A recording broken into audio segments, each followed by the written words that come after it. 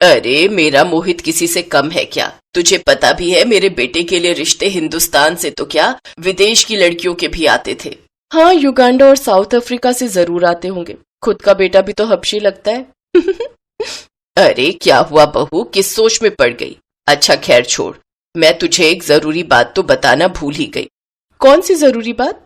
10 दिन बाद मेरा भाई विदेश से आ रहा है। वो लंदन में रहता है। आज बड़े सालों बाद वो भारत आ रहा है, तो मैं सोच रही थी कि क्यों ना हम उस दिन उसकी पसंद का विदेशी खाना बनाएं। ना सिर्फ विदेशी खाना, बल्कि मैं तो कहती हूँ हमें अपने पहनावे और भाषा भी विदेशी बोलनी चाहिए, ताकि मामा जी को फील ना हो कि वो विदेश में नहीं है।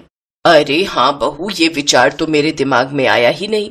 अगले दिन से ही दोनों सास बहू जीन्स पहनने लगती हैं और आंखों में काला चश्मा लगा लेती हैं। किंजल अपनी सास को अंग्रेजी के 2-4 शब्द भी सिखा देती है। 2 दिन बाद उनके घर में पड़ोस की कमला आती है और सरोज को देखकर कहती है, अरे मोरी मैया, ये तुझे बुढ़ापे में कैसा शौक चढ़ रहा है सरोज? अरे तू नहीं समझेगी कमला, ये एक बहन का प्यार है अपने भाई के लिए। कई सालों बाद मेरा भाई मुझसे मिलने आ रहा है, तो ये सब बस उसे सरप्राइज देने के लिए है। वैसे तू रुक, मैं ना अभी तुझे इस हील में चलकर बताती हूँ। सरोज जैसे ही हील पहनकर चलने लगती है तो उसका पैर फिसल जाता है। कमला भागते हुए आती है और उसे उठाते हुए कहती है, सरोज तू इस उम्र में अपनी 2-3 हड्डियां तुड़वा कर ही मानेगी, और वैसे भी तू बहन है अपने भाई की। तू सादगी में भी रहेगी ना तो भी उसे अच्छी ही लगेगी। विदेश में रहना कोई मजाक थोड़ी ना है कमला। मेरा भाई इतने बड़े देश लंदन में रहता है, तो उसके लिए इतना करना तो बनता है ना। अच्छा अब तू जा, मुझे अब अपनी बहू के साथ वो YouTube पर देखकर विदेशी खाना भी तो बनाना सीखना है। ओफो सरोज, तू और तेरी ये चोचलेबाजी। चल अच्छा अब मैं चलती हूँ। उसके जाने के बाद सरोज और किंजल बाजार जाकर कुछ सामान खरीद लाते हैं और अब वो दोनों सास बहू अपनी रसोई में विदेशी खाना बनाने की प्रैक्टिस में लग जाती हैं। ऐसे ही कुछ दिन बीत जाते हैं। फिर एक रोज उनके दरवाजे की घंटी बजती है। किंजल जाकर दरवाजा खोलती है। सामने रंग बिरंगे कपड़े पहने, सर पर बड़ी सी टोपी और आंखों में चश्मा लगाए एक आदमी खड़ा था। उसे देखकर किंजल की हंसी नहीं रुक पाई। जी आप गलत जगह आ गए हैं। ये कोई सर्कस नहीं बल्कि किसी का घर है। सर्कस? Good joke. तभी रुमला भी वहां आ जाती है। अरे बहू, यही तो है मेरा भाई जोगिंदर।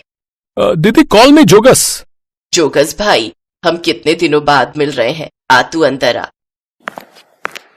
जा बहू, तू जाकर जूस ले आ इसके लिए। जूस नहीं दीदी, चाय। बहू मेरे लिए 1 कप चाय ले आओ। हैं? चाय? हाँ तो क्या हुआ, अगर विदेश में रहता है तो इसका ये मतलब थोड़ी ना कि चाय नहीं पिएगा। जाकर बना ला। किंजल जल्दी से चाय बना कर लाती है।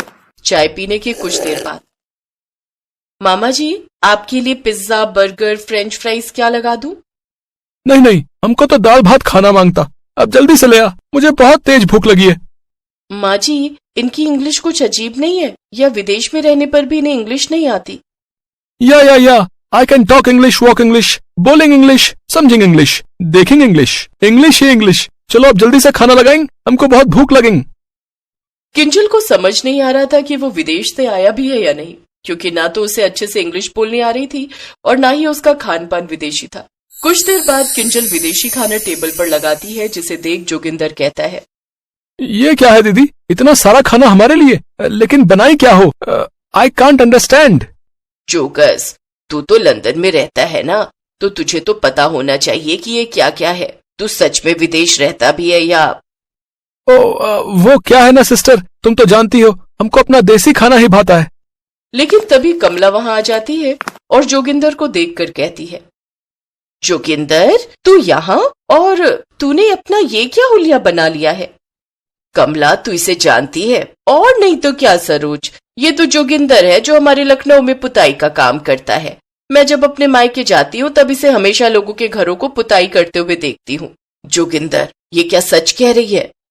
हाँ दीदी, मुझे माफ कर दो। वो क्या है ना, पिताजी का सपना था कि मैं विदेश जाऊं, लेकिन हमें वहाँ का वीजा ही नहीं मिला। फिर हम लखनऊ किसी काम से गए, जहाँ मुझे एक मुस्लिम लड़की पसंद आ गई और हम दोनों को प्यार हुआ और हमने शादी कर ली। और फिर हम सब गांव वालों और रिश्तेदारों से झूठ बोले कि हम लंदन में रहते हैं। फिर हम लखनऊ में रहकर ही काम करने लगे और वहीं सेटल हो गए। ये सब सुनकर रुमला को अपने भाई पर बहुत गुस्सा आता है, लेकिन वो कर भी क्या सकती थी। आखिर थी तो बहन, उसने सब कुछ भुलाकर जोगिंदर को माफ कर दिया।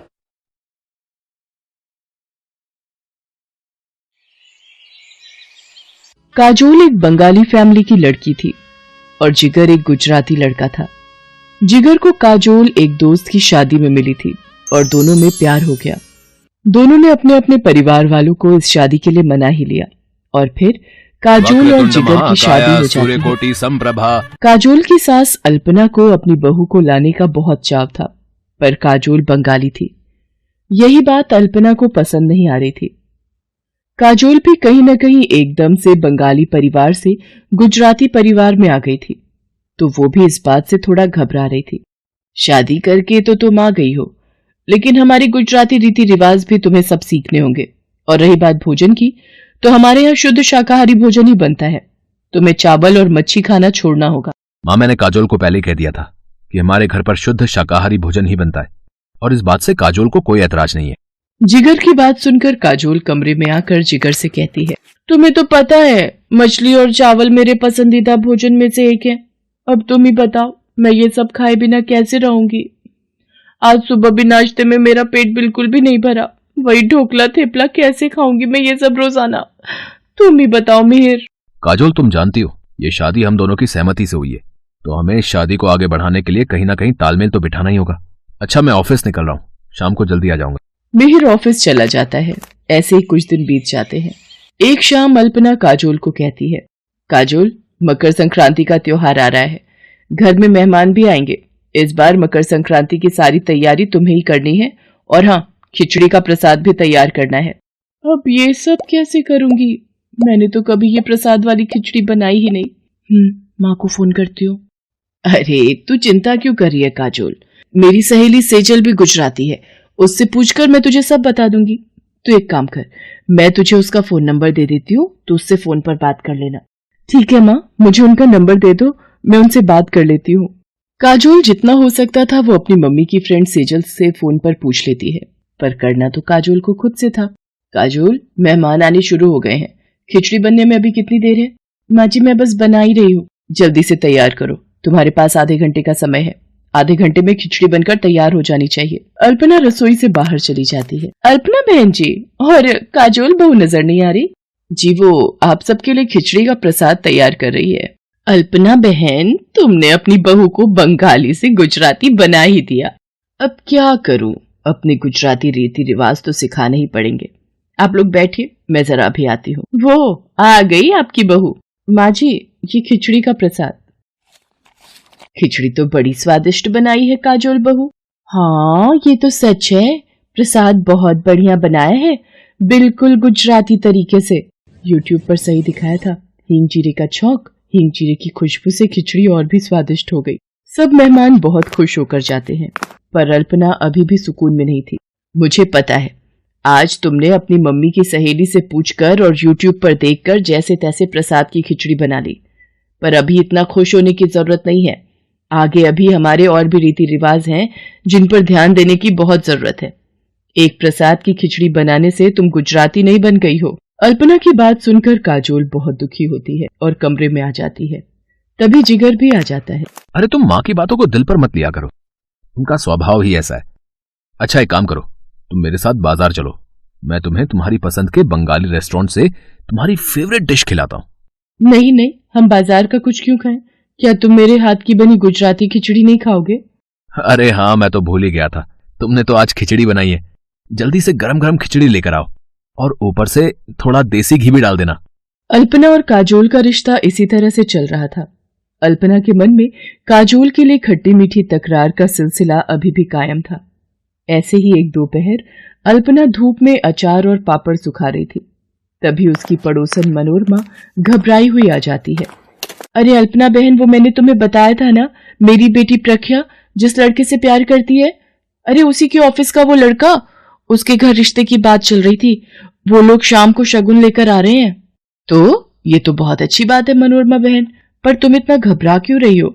घबराने की बात यह है अल्पना बहन कि लड़के वाले बंगाली हैं और हम लोग गुजराती। लड़के ने फोन पर बताया है कि उसके दादा दादी भी साथ में आ रहे हैं और वो लोग बंगाली खाना ही खाते हैं और लड़के ने कुछ पसंद की चीजें भी बताई हैं जो परिवार के लोगों के लिए बनानी है। कुछ समझ नहीं आ रहा बंगाली खाना कैसे बनाऊंगी, और प्रख्या को भी बंगाली साड़ी ही पहनकर तैयार होना है। अगर आप कहें तो मैं आपकी कुछ मदद करूं आंटी जी? देख नहीं रही हो मनोरमा बहन बड़ी परेशान है, तुम क्या भला मदद करोगी इनकी? अरे हाँ अल्पना बहन, तुम्हारी बहू भी तो बंगाली है। काजोल बहू, फिर तो बंगाली रीति रिवाज बहुत अच्छे ढंग से हो जाएंगे ना, कोई कमी तो नहीं रहेगी। आंटी जी आप प्रख्या की सगाई की जिम्मेदारी मेरे ऊपर छोड़ दो, मैं सब कुछ संभाल लूंगी। काजोल जो बंगाली साड़ी अपने दहेज में लाई थी वही प्रख्या को पहनाकर तैयार करती है। लड़के वाले प्रख्या को बंगाली तरीके से तैयार देख बहुत खुश होते हैं। तरह तरह के बंगाली व्यंजन जब मनोरमा परोसती है तो सब बहुत वाहवाही करते हैं। मनोरमा लड़के वालों को काजोल और अल्पना से मिलवाती है। प्रख्या की सगाई का फंक्शन बहुत अच्छे से निपट जाता है। लड़के वालों के जाने के बाद मनोरमा काजोल से कहती है, काजोल बहू, आज तुमने सचमुच मेरी बहुत सहायता की है। थैंक यू बेटा। आंटी जी इसमें थैंक यू की क्या बात है, प्रख्या मेरी बहन जैसी है। अल्पना, तुम्हारी बहू सचमुच गुणों की खान है, तुम्हें अपनी बहू पर गर्व होना चाहिए। काजोल जैसी संस्कारी बहू जिस घर में भी जाती है उस घर को स्वर्ग बना देती है। शायद तुम ठीक कह रही हो मनोरमा, मैं काजोल के रूप में कोहिनूर हीरा पहचान ही नहीं पाई।